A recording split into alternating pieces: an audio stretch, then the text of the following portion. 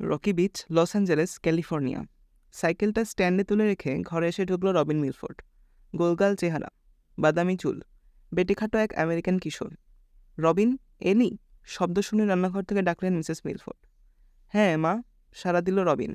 উকি দিল রান্নাঘরের দরজায়। কিছু বলবে? চেহারায় অনেক মিল মা আর ছেলের। চুলের রঙও এক। কেক বানাচ্ছেন মিসেস মিলফোর্ড। চাকরি কেমন লাগছে? ভালোই, বলল রবিন। কাজকর্ম তেমন নেই। বই ফেরত দিয়ে যায় পাঠকরা। নাম্বার দেখে জায়গা মতো ওগুলো তুলে রাখা, ব্যাস। পড়াশোনার প্রচুর সুযোগ আছে। কিশোর ফোন করেছিল। একটা কাঠের বোর্ডে কেক সাজিয়ে রাখতে রাখতে বললেন মা। কি? কি বলেছে? একটা মেসেজ দিতে বলেছে তোকে। মেসেজ? কি মেসেজ? বুঝলাম না। আমার অ্যাপ্রনের পকেটে আছে। দাও। হাত বাড়ালো রবিন। একটু দাঁড়ান, হাতের কাজটা সেরেই দিচ্ছি। বড় দেখে একটা কেক তুলে নিলেন মা। ছেলের দিকে বাড়িয়ে দিয়ে বললেন, নে, খেয়ে নে এটা, নিশ্চয়ই খিদে পেয়েছে। কেকটা নিয়েই কামড় বসালো রবিন। হ্যাঁ রে রবিন, রোলস রয়েলসটা তো পেলি। শুনেছ তাহলে? আমি না, কিশোর পেয়েছেন। কেক চেবুতে চেবুতে বলল রবিন। চেষ্টা করেছিলাম, হয়নি। 180টা বেশি বলে ফেলেছিলাম। মুসা 210টা কম। ওই হলো। কিশোরের পা মানেই তোদেরও পা। রবিন, প্রতিযোগিতা কি ছিল না জানো না? চিবানো কেকটুকু কোত করে গিলে নিয়ে বলল রবিন। সে এক কাণ্ড। বড় এক জারে সিমের বিচি ভরে শোরুমের জানায় রেখে দিয়েছিল কোম্পানি। রেন্টারয়েড অটো রেন্টাল কোম্পানি। হ্যাঁ, ঘোষণা করলো, যারে কটা বীজ আছে যে বলতে পারবে সোফার সহ একটা রোলস রয়েলস দেওয়া হবে তাকে 30 দিনের জন্য। সব খরচ খরচা কোম্পানির। যাটা দেখে ছটফট অ্যান্সার সাবমিট করে দিলাম আমি আর মুসা। কিন্তু কিশোর করলো না। যারটা ভালো করে দেখলো, এদিক থেকে ওদিক থেকে। বাড়ি ফিরে এলো, শুরু করলো হিসাব। কত বড় জার, বিচির সাইজ, প্রতিটা বিচি কতখানি জায়গা দখল করে, ইত্যাদি ইত্যাদি। 3টে দিন শুধু ওই নিয়েই রইল। তার উত্তরও পুরোপুরি সঠিক হয়নি, 3টে বেশি। তবে এর চেয়ে কাছাকাছি আর কারো হয়নি। কিশোরের জবাবকেই সঠিক ধরে নিয়েছে কোম্পানি। আবার কেকে কামার বসলো রবিন। ছুটি তাহলে খুব আনন্দেই কাটছে তোদের। একটা কাপড়ে হাত মুছছেন মা। কোথায় কোথায় যাচ্ছিস? সেটা নিয়েই ভাবছি। বাকি কেকটুকু মুখে পুরে নিল রবিন। আরেকটা নিবি? মাথা নাড়ল রবিন, হাত বাড়ালো। মেসেজটা মা? পকেট থেকে কাগজের টুকরোটা বের করে নিলেন মিসেস মিলফোর্ড। ইংরেজিতে বানান করে বলেছে কিশোর। লিখে নিয়েছেন তিনি। পড়লেন, সবুজ ফাটক ইয়েক, ছেপা খেনা চালু। মানে কি রে এর? সবুজ ফটক 1 দিয়ে ডুবতে হবে। ছাপাখানো চালু হয়ে গেছে। বলতে বলতে ঘুরে দাঁড়ালো রবিন। রওনা হয়ে গেল দরজার দিকে। ও মা, এই এলি? আর এখনই? থেমে গেলেন মা। বেরিয়ে গেছে রবিন। কাজ ঝাঁকালেন তিনি। এক ছুটে হলরুম পেরোলো রবিন। দরজা খুলে প্রায় ছিটকে বেরিয়ে এলো বাইরে। ধাক্কা দিয়ে স্ট্যান্ড সরিয়েই এক লাফে সাইকেলে চড়ে বসলো। পা ভাঙা, ভুলেই গেছে যেন। ব্যথা আর তেমন পায় না এখন। সাইকেল চালাতে বিশেষ অসুবিধা হয় না। পাহাড়ে চড়তে গিয়ে ঘটিয়েছে ঘটনাটা। ভাঙা জায়গায় ব্রেস লাগিয়ে দিয়েছেন ডাক্তার আলমানসু। অভয় দিয়েছেন, শিগগিরই ঠিক হয়ে যাবে পা। ছোট ছিমছাম শহর রকি বিচ। এক পাশে প্রশান্ত মহাসাগর, অন্য পাশে সান্তা মনিকা পর্বতমালা। পর্বত বললে বাড়ি বলা হবে সান্তা মনিকাকে, পাহাড় বললে কম হয়ে যায়। ওরই একটাতে চড়তে গিয়ে বিপত্তি ঘটিয়েছে রবিন। বেশ খাড়া, সাধারণত কেউ চড়তে চায় না। বাজি ধরে ওটাতেই চড়তে গেল সে। 500 ফুট উঠেছিল কোনো মতে, তারপরই পা পিছলাল। শহরতলির প্রান্ত ছাড়িয়ে এলো রবিন। ওই যে দেখা যাচ্ছে এই জাঙ্ক ইয়ার্ডটা, পাশা স্যালভেজ ইয়ার্ড।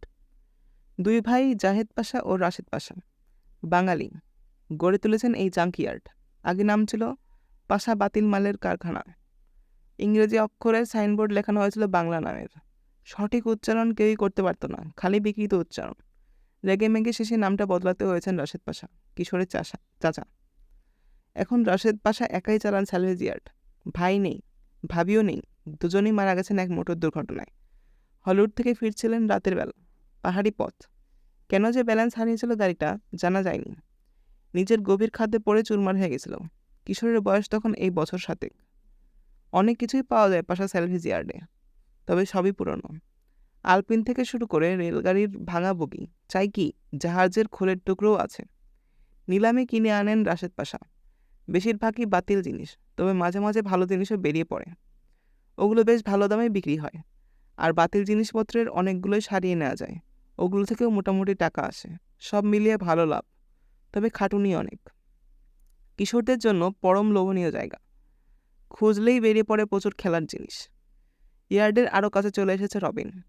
চোখে পড়েছে রংচঙে টিনের বেড়ার গায়ে আঁকা বিচিত্র সব ছবি, স্থানীয় শিল্পীদের আঁকা। বেড়ার গায়ে সামনের দিকে আঁকা রয়েছে গাছপালা, ফুল, হ্রদ। হ্রদের পানিতে সাঁতার কাটছে রাজহাঁস। পাশে পাহাড়ের ওপারে সাগর, সাগরের পালতোলা জাহাজ, নৌকা।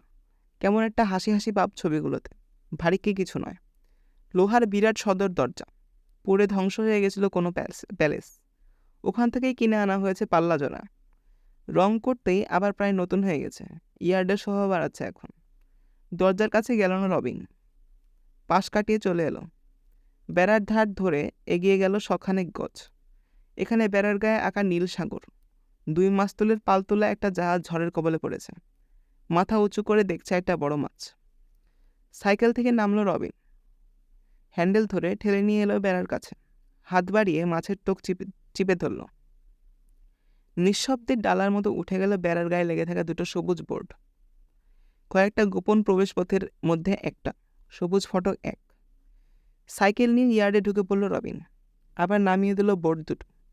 কানে আসছে ঘটাংঘট ঘটাংঘট আওয়াজ। কোণের আউটডোর ওয়ার্কশপের দিকে চেয়ে মুচকে হাসল রবিন। ভাঙা মেশিনটা তো মেরামত হয়েছেই, কাজও শুরু হয়ে গেছে। মাথার উপরে টিনের চাল, 6 ফুট চওড়া। টিনের এক প্রান্ত আটকে দেওয়া হয়েছে বেড়ার মাথায়, আরেক প্রান্ত খুঁটির উপর। ভেতরের দিকে বেড়ার ঘরের প্রায় পুরোটাই মাথায় টানা রয়েছে এই চাল। ভালো আর দামি জিনিসগুলো এই চালার নিচে রাখেন রাশেদ পাশা। একপাশে খানিকটা জায়গায় মালপত্র সরিয়ে তার ওয়ার্কশপ বসিয়েছে কিশোর। সাইকেল স্ট্যান্ডে তুলে রাখতে রাখতে একবার পিছনে ফিরে চাইল রবিন। দৃষ্টি বাধা পেল পুরনো জিনিসপত্রের স্তূপে। ইয়ার্ডের মূল অফিস আর কিশোরের ওয়ার্কশপের মাঝে বাধা হয়ে দাঁড়াচ্ছে এই স্তূপ। অফিসের রঙিন টালির চূড়াটা শুধু চোখে পড়ে এখান থেকে। মেরিচাচির কাছে ঘেরা চেম্বারটা দেখা যায় না। পুরনো জিনিস কেনার কাজে প্রায়ই সারাক্ষণ বাইরে বাইরে থাকেন রাশেদ চাচা। ইয়ার্ড আর অফিসের ভার থাকে তখন মেরিচাচির উপর। ওয়ার্কশপে ঢুকে পড়ল রবিন। ছোট প্রিন্টিং মেশিনটার কাছে দাঁড়িয়ে আছে লম্বা বলিষ্ঠ এক কিশোর। কুচকুচে গায়ের রং, মাথায় কোকড়া কালো চুল। আমেরিকান মুসলমান, মুসা আমান। মহাব্যস্ত মুসা, ঘামছে দরদর করে। সাদা একগাদা কাঠ পড়ে আছে পাশের একটা ছোট টুলে। একটা করে কাঠ তুলে নিয়ে মেশিনে চাপাচ্ছে। ছাপা হয়ে গেলেই আবার বের করে নিচ্ছে দ্রুত হাতে। পাশে তাকালো রবিন। পুরনো একটা সুইভেল চেয়ারে বসে আছে কিশোর। হালকা পাতলা শরীরের, মাথাটা বড়, ঝাঁকড়া চুল, চড়া কপালের তলায় অপূর্ব সুন্দর 2টো চোখে তীক্ষ্ণ বুদ্ধির ঝিলিক। বুড়ো আঙ্গুল আর তর্জনীর সাহায্যে চিমটি কাছে নিজের ঠোঁটে। ভাবনার ঝড় বইছে মাথায়, বুঝতে পারল রবিন। কি ছাপাচ্ছ? মেশিনের কাছে যেয়ে বলল রবিন। এই যে এসে গেছে, ফিরে চেয়েই বলে উঠল মুসা। ভাবনার জগৎ থেকে ফিরে এলো কিশোর। রবিনের দিকে চেয়ে বলল, মেসেজ পেয়েছ? পেয়েই তো এলাম, জবাব দিল রবিন। গুড, ভারিক্কি চালে বলল কিশোর। মুসা, একটা কার্ড দেখাও ওকে। মেশিন বন্ধ করে দিল মুসা। একটা কার্ড তুলে নিয়ে বাড়িয়ে দিল রবিনের দিকে। নাও। বড় আকারের একটা ভিজিটিং কার্ড, ইংরেজিতে লেখা, 3 গোয়েন্দা। প্রধান কিশোর পাশা, সহকারী মুসা আমান, নথি গবেষক রবিন মিলফোর্ড। বাহ, সুন্দর হয়েছে তো, প্রশংসা করলো রবিন। এগিয়ে যাওয়াই ঠিক করলো তাহলে? হ্যাঁ, ইনভেস্টিগেশন এজেন্সি খোলার এই সুযোগ। স্কুল ছুটি, 30 দিনের জন্য একটা গাড়ি হয়ে গেল, খুব কাজে লাগবে। থামলো একটু সে, সরাসরি রবিনের দিকে তাকালো। আমরা এখন 3 গোয়েন্দা, এজেন্সির চার্জে থাকছি আমি। তোমার কোনো আপত্তি আছে? না, মাথা নাড়ল রবিন। ডিটেকশনের কাজ আমার চেয়ে ভালো বোঝো তুমি। গুড। সহকারী হাতে মুসারও আপত্তি নেই, বলল কিশোর। তোমার এখন সময় খারাপ, পা ভাঙা, দৌড়ঝাঁপের কাজগুলো খুব একটা করতে পারবে না। বসে বসেই কিছু করো। আপাতত লেখাপড়া আর রেকর্ড রাখার দায়িত্ব রাখলো তোমার উপর। আমি রাজি, বলল রবিন, এবং খুশি হই। লাইব্রেরিতে কাজের ফাঁকে ফাঁকেই পড়াশোনার কাজটা সেরে ফেলতে পারবো। রেকর্ড রাখাটাও এমন কিছু কঠিন না। গুড, মাথা ঝাঁকালো কিশোর। ভেবে বসো না, খুব হালকা কাজ পেয়ে গেছো। তদন্তের নিয়মকানুন অনেক বদলে গেছে আজকাল। এই কাজে এখন প্রচুর পড়াশোনা আর গবেষণা দরকার। কি হলো, কার্ডের দিকে ওভাবে চেয়ে আছো কেন? 3টে প্রশ্নবোধক চিহ্ন কেন? সূক্ষ্ম একটা হাসির আভাস খেলে গেল কিশোরের মুখে। চট করে একবার চাইল মুসার দিকে। ঠিকই বলেছ কিশোর। মুসার চোখে বন্ধুর প্রতি শ্রদ্ধা। ঠিক অনুমান করেছো তুমি। কি জানতে চাইল রবিন। তুমিই বলো, কিশোরকে বলল মুসা। গুছিয়ে বলতে পারবো না আমি। চিহ্নগুলো কার্ডে বসানোর অনেক কারণ আছে, ব্যাখ্যা করতে হলো কিশোর। 1. রহস্যের ধ্রুব চিহ্ন এই প্রশ্নবোধক। আমরা কার্ডে দিয়েছি কারণ যে কোনো রহস্য সমাধানে আগ্রহী আমরা। ছিচকে চুরি থেকে শুরু করে ডাকাতি, রাহাজানি, খুন, এমনকি ভৌতিক রহস্যের তদন্তেও পিছপা নয়। 2. চিহ্নগুলো আমাদের ট্রেডমার্ক। দলে 3 জন, তাই 3টে চিহ্ন। থামল সে। অপেক্ষা করে রইল রবিন। 3. আবার শুরু করলো কিশোর। লোকের মনে কৌতূহল জাগাবে ওই চিহ্ন। কেন বসানো হয়েছে জিজ্ঞেস করবেই। কথা বলার সুযোগ পাবো তখন। এতে আমাদের কথা মনে থাকবে তাদের। নাম ছাড়াবে অনেক বেশি। রবিনের দিকে চাইল সে। আরও কারণ আছে, পরে ধীরে ধীরে জানতে পারবে সেগুলো। আর কি কারণ জানার কৌতূহল হলো খুব, কিন্তু বলার জন্য চাপাচাপি করল না রবিন। বন্ধুর স্বভাব জানে, নিজে থেকে না বললে হাজার চাপাচাপি করেও মুখ খোলানো যাবে না কিশোরের। মেশিন ঠিক, কার্ড ছাপানো শেষ, গাড়িও পেয়ে গেছি, বলল রবিন। এবার কোনো একটা কাজ হয়ে গেলেই নেমে পড়তে পারতাম। কাজ একটা পেয়ে গেছি আমরা, মুসা জানালো। পাইনি এখনো, সূত্র দিল কিশোর। পাবার আশা আছে। সোজা হয়ে বসল সে। তবে সামান্য একটা অসুবিধা আছে। কেসটা কি? অসুবিধাই বা কি? কৌতূহল ছিল রবিনের গলায়। একটা ভূতের বাড়ি খুঁজছেন মিস্টার ডেভিড ক্রিস্টোফার। সত্যি সত্যি ভূত থাকতে হবে। তার একটা ছবি শুটিং করবেন সেখানে, বলল মুসা। স্টুডিও থেকে শুনে এসেছে বাবা। হলিউডের বেশ বড়সড় একটা স্টুডিওতে বেশ দায়িত্বপূর্ণ পদে বহাল আছেন মুসার বাবা মিস্টার রাফাত আমান। ভূতুড়ে বাড়ি? ভুরু কুচকে গেছে রবিনের। তাও আবার সত্যি সত্যি ভূত থাকতে হবে, তা কী করে সম্ভব? ভূত আছে কি নেই সেটা পরের কথা। তেমন একটা বাড়ির খোঁজ পেলেই তদন্ত শুরু করে দেব আমরা, জবাব দিল কিশোর। ভূত থাকলে তো কোনো কথাই নেই, না থাকলেও ক্ষতি নেই। আমরা খোঁজ খবর করতেই শুরু হয়ে যাবে জানাজানি। নাম ছড়াবে 3 গোয়েন্দা। অসুবিধে কি ভূত নিয়ে? না, তবে মিস্টার ক্রিস্টোফার আমাদের কাজ দিতে রাজি হচ্ছেন না। হতেই হবে তাকে, আমাদের সার্ভিস নিতে বাধ্য করব। কেমন রহস্যময় শোনালো কিশোরের গলা। 3 গোয়েন্দার যাত্রা শুরু হয় মিস্টার ডেভিড ক্রিস্টোফারের কাজ দিয়েই। শিওর শিওর, ব্যঙ্গ প্রকাশ পেল রবিনের গলায়। মার্চ করে সোজা গিয়ে ঢুকে পড়ব পৃথিবীর বিখ্যাত এক চিত্র পরিচালকের অফিসে, এবং আমরা গিয়ে হাজির হলেই কাজ দিয়ে দেবেন। এতই সহজ? খুব কঠিনও মনে হচ্ছে না আমার কাছে, বলল কিশোর। ইতিমধ্যেই মিস্টার ক্রিস্টোফারের ফোন করেছি আমি অ্যাপয়েন্টমেন্টের জন্য। ইয়াল্লাহ! রবিনের মতোই ভুরু কুচকে গেছে মুসার। তিনি দেখা করবেন আমাদের সাথে? না, সহজ গলায় বলল কিশোর। লাইনই দেয়নি তার সেক্রেটারি। তা তো দেবেনই না, বলল মুসা।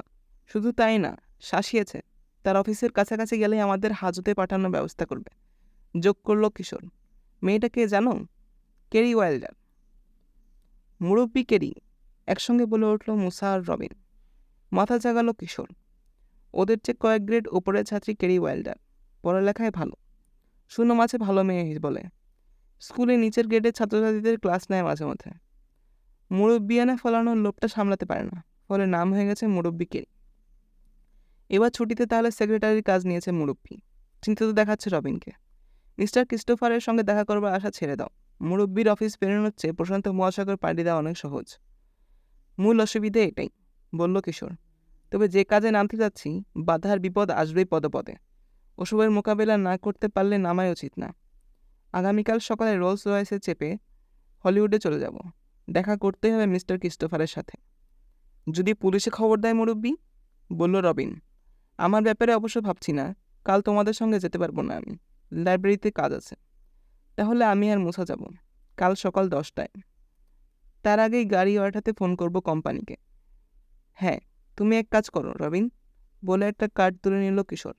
উল্টো পিঠে একটা নাম লিখে বাড়িয়ে ধরল। এটা দেখো, এই নামের একটা দুর্গ আছে।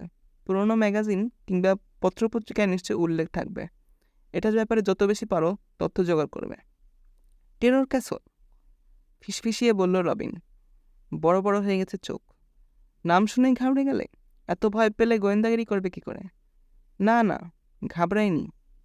ঠিক আছে, বাধা দিয়ে বলল কিশোর। কিছু কার্ড সঙ্গে রাখো, 3জনকেই রাখতে হবে এখন থেকে। এগুলোই আমাদের পরিচয়পত্র। আগামীকাল থেকে পুরোপুরি কাজে নামবো আমরা, পালন করব যার যার দায়িত্ব। পরদিন সকালে গাড়ি পৌঁছার অনেক আগেই তৈরি হয়ে গেল মুসা আর কিশোর। লোহার গেটের বাইরে এসে রোলস রয়েসের অপেক্ষায় রইল ওরা। দুজনেরই পরে সানডে স্যুট, শার্ট আর নেকটাই, পরিপাটি করে আঁচড়ানো চুল, পরিচ্ছন্ন চেহারা, হাতের নখ অবধি পরিষ্কার করেছে ব্রাশ ঘষে। অবশেষে হাজির হলো বিশাল রোলস রয়েস। গাড়িটার উজ্জ্বলতার কাছে নিজেদের একেবারে ম্লান মনে হলো দুজনের। পুরনো ধাঁচার ক্লাসিক্যাল চেহারা, প্রকাণ্ড দুটো হেডলাইট, চৌকো বাক্সের মতো দেখতে মূল শরীরটা কুচকুচে কালো, চকচকে পালিশ, মুখ দেখা যায়। খাইছে? কিশোরের মুখে শোনা বাঙালি বলি ঝাড়ল কিশোর। এগিয়ে আসা গাড়িটার দিকে অবাক হয়ে চেয়ে রয়েছে। 110 বছর বয়সী কোটিপতির উপযুক্ত। পৃথিবীর সবচেয়ে দামি গাড়ির একটা, বলল কিশোর। কোটিপতি এক আরব শেখের অর্ডারে তৈরি হয়েছিল। এই গাড়িও নাকি পছন্দ হয়নি শেখের, ফলে অর্ডার নেয়নি। কম দামে পেয়ে কিনে নিয়েছে রেন্ট রাইড কোম্পানি, নিজেদের বিজ্ঞাপনের কাজ ব্যবহার করছে। কাছে এসে দাঁড়িয়ে পড়ল রোলস রয়েস। ঝটকা দিয়ে খুলে গেল দরজা। ড্রাইভিং সিট থেকে নেমে এলো সোফা। 6 ফুট লম্বা, আটো দেহের গড়ন, লম্বাটে হাসি খুশি চেহারা। একটানে মাথার টুপি খুলে হাতে নিয়ে এলো। মাস্টার পাশা? সপ্রশ্ন চোখে কিশোরের দিকে চেয়ে বলল লোকটা। আমি হ্যানসন। সোফা। পরিচিত হয়ে খুশি হলাম মিস্টার হ্যানসন, বলল কিশোর। আমাকে কিশোর বলে ডাকবেন, আর সবাই যেমন ডাকে। Please sir. দুঃখ পেয়েছে যেন সোফার। আমাকে শুধু হ্যানসন বলবেন। আপনাকে নাম ধরে ডাকা উচিত হবে না, কারণ এখন আপনার অধীনে কাজ করছি আমি। বেয়াদবি করতে চাই না। Thank you. ঠিক আছে, শুধু হ্যানসন, বলল কিশোর। Thank you sir. আগামী 30 দিনের জন্য এই গাড়ি আপনার। 24 ঘন্টার জন্য নিশ্চয়ই? শর্ত তাই ছিল। নিশ্চয়ই স্যার। পেছনের দরজা খুলে ধরল হ্যানসন। প্লিজ। থ্যাংক ইউ বলে গাড়িতে উঠল কিশোর। মুসাও ঢুকলো। হ্যানসনের দিকে চেয়ে বলল কিশোর, বেশি ফর্মালিটির দরকার নেই, দরজা আমরাই খুলতে পারবো। কিছু মনে করবেন না স্যার, বলল ইংরেজ সোফার। চাকরির পুরো দায়িত্ব পালন করতে দিন আমাকে। ঢিল দিয়ে নিজের স্বভাব নষ্ট করতে চায় না। পেছনের দরজা বন্ধ করে দিল হ্যানসন। সামনের দরজা খুলে ড্রাইভিং সিটে উঠে বসলো। কিন্তু মাঝে মধ্যে তাড়াহুড়ো করে বেরোতে কিংবা ঢুকতে হতে পারে আমাদের, বলল কিশোর। তখন আপনার জন্য অপেক্ষা করতে পারবো না। তবে এক কাজ করা যায়, শুরুতে একবার দায়িত্ব পালন করবেন আপনি, আরেকবার এক ব্যাপারে বাড়ি ফিরে। মাঝখানে যতবার খোলা বন্ধ করার দরকার পড়বে আমরা করব। ঠিক আছে? ঠিক আছে স্যার। সুন্দর সমাধান। রিয়ার ভিউ মিররে চোখ পড়ল কিশোরের। তার দিকে চেয়ে হাসছে হ্যানসন। তাড়াতাড়ি বলল কিশোর, অনেক সম্ভ্রান্ত লোকের কাজ করেছেন নিশ্চয়ই। বুঝতেই পারছি ওরা কেউই আমাদের মতো ছিল না। অনেক আজব উদ্ভট জায়গায় যেতে হতে পারে আমাদের কাজ করতে। একটা কার্ড নিয়ে হ্যানসনের দিকে বাড়ালো সে। এটা দেখলেই আন্দাজ করতে পারবেন। গম্ভীর মুখে কার্ডটা ফিরিয়ে দিতে দিতে বলল হ্যানসন, বুঝতে পেরেছি স্যার। আপনাদের কাজ করতে আমারও খুব ভালো লাগবে। কিশোর অ্যাডভেঞ্চারের কাজ করে একঘেয়েমিও কাটাতে পারবো। এতদিন শুধু বুড়োদের চাকরি করেছি, সবাই বাড়ি থেকে অফিস, অফিস থেকে বাড়ি, মাঝে মধ্যে পার্টিতে যেত, ব্যাস। তো এখন কোথায় যাব স্যার? হ্যানসনকে খুব পছন্দ হয়ে গেছে তুই গোয়েন্দার। লোকটা সত্যিই ভালো, তাদেরকে মোটেই অবহেলা করছে না। হলিউডে, প্যাসিফিক স্টুডিওতে, বলল কিশোর। মিস্টার ডেভিড ক্রিস্টোফারের সাথে দেখা করব। গতকাল টেলিফোন করেছিলাম তাকে। যাচ্ছি স্যার।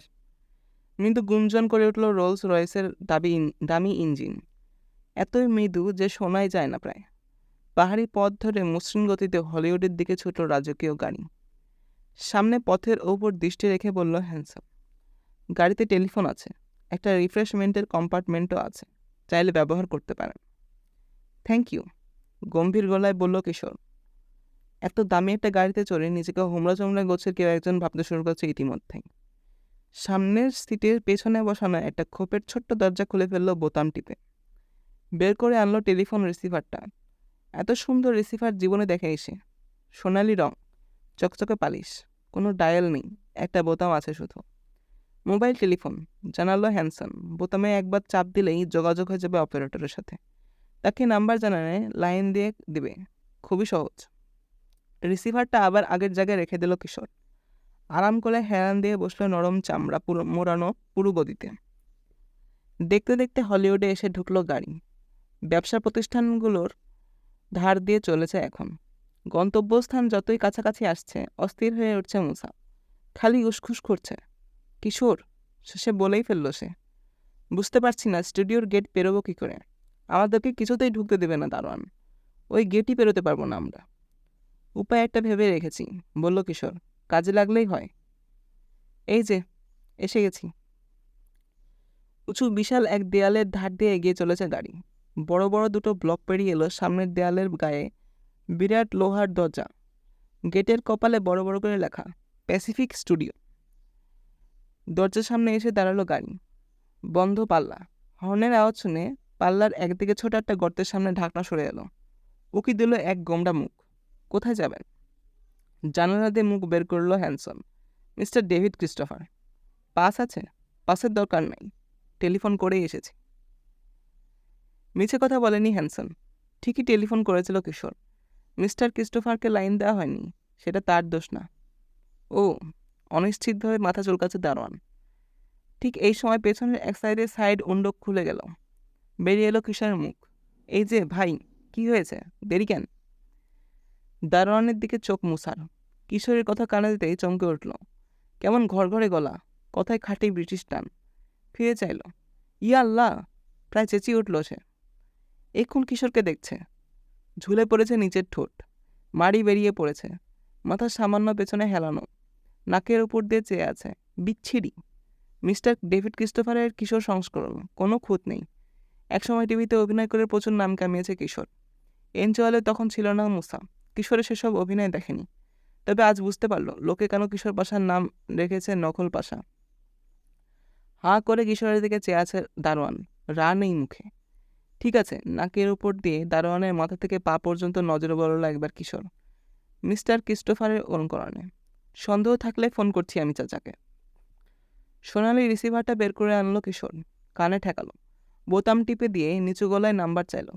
আসলে পাশা স্যালভেজ ইয়ার্ডের নাম্বার। সত্যিই তার চাচার লাইন চেয়েছে কিশোর। দামি গাড়িটার দিকে আরেকবার চাইলেন দারোয়ান। সোনালি রিসিভারটা দেখল। কিশোরের টেলিফোন গানে থেকে কথা বলার ভঙ্গিতে দেখল। তারপর সিদ্ধান্ত নিয়ে ফেলল। ঠিক আছে, আপনার ফোন করার দরকার নেই। আমি জানিয়ে দিচ্ছি আপনারা তার অফিসে যাচ্ছেন। Thank you. খুলে গেল দরজা। হ্যানসন, আগে পড়ো। গম্ভীর গলায় দারোয়ানকে শুনে আদেশ দিল কিশোর। সূক্ষ্ম একটা হাসির রেখা দিয়ে মিলে গেল হ্যানসনের ঠোঁটে। সাঁ করে গাড়ি ঢুকিয়ে নিল ভেতরে। এগিয়ে চলল গাড়ি। অনেকখানি এগিয়ে মোড় নিল একদিকে। সরু পথ, দুধারে সবুজ লনের পথ ঘেঁষা প্রান্তে পাম গাছের সারি। লনের ওপারে ছবির মতো সুন্দর ছিমছাম ছোট আকারের ডজনখানেক বাংলো। নাক বরাবর সোজা পথের শেষ মাথায় বিশাল অনেকখানি শেড। একটা শেডের সামনে দাঁড়িয়ে আছে কয়েকজন অভিনেতা অভিনেত্রী। গেটের বাধা ডিঙিয়ে এসেছে। স্টুডিওতে ঢুকে পড়েছে ওরা। এখনো মাথায় ঢুকছে না মুসার। মিস্টার ক্রিস্টোফারের সঙ্গে কি করে দেখা করবে কিশোর? বেশিক্ষণ ভাবার সময় পেল না সে। একটা বড় বাংলোর সামনে এনে গাড়ি রেখেছে হ্যানসন। বোঝা গেল আগেও এসেছে এখানে। পথঘাট সব চেনা। বাংলোর দেয়ালে এক জায়গায় বড় বড় করে লেখা ডেভিড ক্রিস্টোফার। আলাদা আলাদা বাংলোতে বিভিন্ন পরিচালকের অফিস। কে কোথায় বসেন বোঝার জন্য এই নাম লেখার ব্যবস্থা। আপনি বসুন গাড়িতে। পেছনের দরজা ধরে দাঁড়ানো হ্যানসনকে বলল কিশোর। বেরিয়ে এলো। কতক্ষণে ফিরবো বলা যায় না। ঠিক আছে স্যার। সিঁড়ি ভেঙে বারান্দায় উঠল কিশোর। পেছনে মুসা। সামনের স্ক্রিন ডোর ঠেলে ভেতরে পা রাখল। Air conditioned reception room. একটা ডেস্কের ওপাশে বসে রয়েছে সোনালি চুলে একটা মেয়ে। সবে নামিয়ে রেখেছে রিসিভার। অনেকখানি দেখা নেই। হঠাৎ বেড়ে ওঠা ফেরি ওয়েল্ডারকে প্রথমে চিনতেই পারল না মুসা। গলার আওয়াজ শুনে নিশ্চিত হতে হলো। তাহলে কোমরে দুহাত রেখে উঠে দাঁড়িয়েছে মুরব্বী। ঢুকেই পড়েছ। মিস্টার ক্রিস্টোফারের ভাতিজা। বেশ, কত তাড়াতাড়ি স্টুডিও পুলিশকে আনানো যায় দেখছি। টেলিফোনের দিকে হাত বাড়ালো কেলি। একেবারে চুপসে গেল মুসা। বিড়বিড় করে বলল, ইয়া আল্লাহ! থামো, বলে উঠল কিশোর। কেন? সামনের দিকে চিবুক বাড়ি দিয়ে আলতো মাথা ঝাঁকালো কেরি। ঘাটকে ফাঁকি দাওনি তুমি? বলনি মিস্টার ক্রিস্টোফারের ভাতিজা? না, বলেনি। বন্ধুর পক্ষে সাফাই গেল মুসা। গার্ডই ভুল করেছে। তোমাকে কথা বলতে কে বলেছে? ধমকে উঠল কেরি। প্রায়ই গোলমাল করে কিশোর পাশা। স্কুলে অন্যের ব্যাপারে নাক গলানোর অনেক উদাহরণ আছে। এবার কিছুটা শিক্ষা দিয়ে ছাড়বো আমি। ঘড়ি টেলিফোনের উপর ঝুঁকলো কেরি। হাত বাড়ালো রিসিভারের দিকে। তাড়াহুড়ো করে করা কিছু উচিত নয়। তাড়াহুড়ো করে কিছু করা উচিত নয় মিস ওয়াইল্ডার, বলল কিশোর। আবার চমকে উঠল মুসা। আবার পুরোদস্তুর ইংরেজ, কথায় সেই অদ্ভুত টান। মিস্টার ডেভিড ক্রিস্টোফার জায়গায় কথা বলেন। চকিতে আবার কিশোর ক্রিস্টোফার হয়ে গেছে কিশোর। আমি শিওর এটা দেখতে চাইবেন মিস্টার ক্রিস্টোফার, বলল কিশোর। রিসিভার হাতে তুলে নিয়েছে কেরি। কিশোরের কথায় ফিরে চাইল। সঙ্গে খসে পড়ল রিসিভার। চোখ বড় বড় হয়ে গেছে। ছিটকে বেরিয়ে আসবে যেন কোটর ছেড়ে। কেবল থেকে ঝুলছে রিসিভার। টেবিলের পায়ের সঙ্গে বাড়ি খাচ্ছে খটাখট। কানে ঢুকছে না জানো তার। তুমি তুমি ফিসফিস করছে সে। তুমি হঠাৎই ভাষা খুঁজে পেল জনকেরই। হ্যাঁ, কিশোর পাশা, সত্যি বলেছ। এটা দেখতে চাইবেন মিস্টার ক্রিস্টোফার। কি মিস ওয়াইল্ডার? দ্রুত 3 জোড়া চোখ ঘুরে গেল দরজার দিকে। দরজার এসে দাঁড়িয়েছেন মিস্টার ডেভিড ক্রিস্টোফার স্বয়ং। শরীরের তুলনায় মাথা বড়, ঝাঁকড়া চুল, এত বেশি ছুলে পড়েছে নিচের ঠোঁট, মাড়ি দেখা যায়। ভীষণ কুৎসিত চেহারা। কি হয়েছে, কোনো গোলমাল? আবার জানতে চাইলেন মিস্টার ক্রিস্টোফার। সেই কখন থেকে রিং করছি আমি। গোলমাল কিনা আপনিই ঠিক করুন মিস্টার ক্রিস্টোফার, ফস করে বলে উঠল কেরি। এই ছেলেটা কিছু দেখাতে চায় আপনাকে। আপনি মুগ্ধ হবেন। সরি, বললেন মিস্টার ক্রিস্টোফার। কারোর সঙ্গে দেখা করতে পারবো না আজ। হাতে কাজ অনেক, ওকে যেতে বলো। আমি শিওর মিস্টার ক্রিস্টোফার আপনি দেখতে চাইবেন, কেমন এক গলায় বলে উঠল কেরি। স্থির চোখে কেরির দিকে তাকালেন মিস্টার ক্রিস্টোফার। তারপর ফিরলেন 2 কিশোরের দিকে। কাজ ঝাক্কালেন। ঠিক আছে, এসো। বিশাল এক টেবিলের ওপাশে সুতিল চেয়ারে গিয়ে বসলেন মিস্টার ক্রিস্টোফার।